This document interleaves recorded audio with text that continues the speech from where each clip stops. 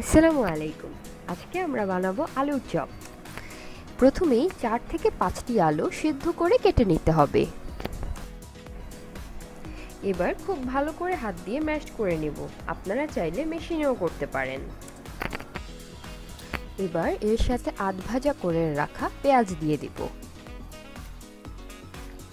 এখন 3-4টি কাঁচামরিচ কুচি,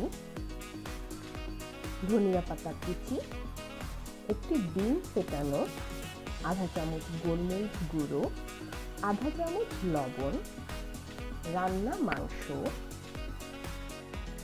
এই সব উপকরণগুলো একসাথে ভালোভাবে মিশিয়ে নেব। এখন 2 চামচ টমেটোর সস আর পরিমাণ মতো বিস্কিটের গুঁড়ো দিয়ে ভালোভাবে মাখিয়ে নেব।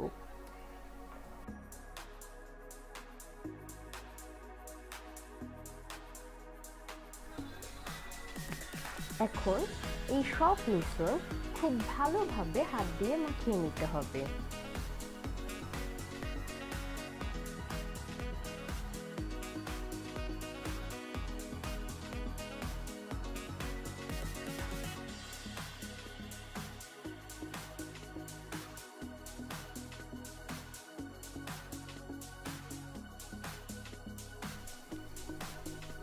এখন হাতে তেল মাখিয়ে মিশ্রণটি গোল গোল করে চপের সাইজে বানিয়ে নেব।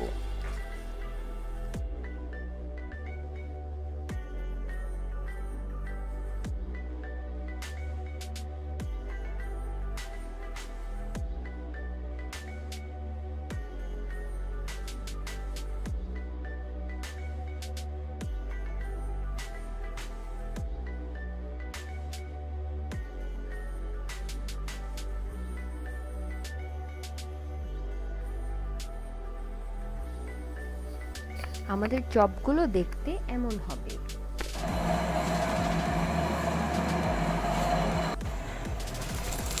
এখন মাঝারি আঁচে চপগুলো দু পিঠ উল্টে পাল্টে হালকা বাদামি করে ভেজে নেব।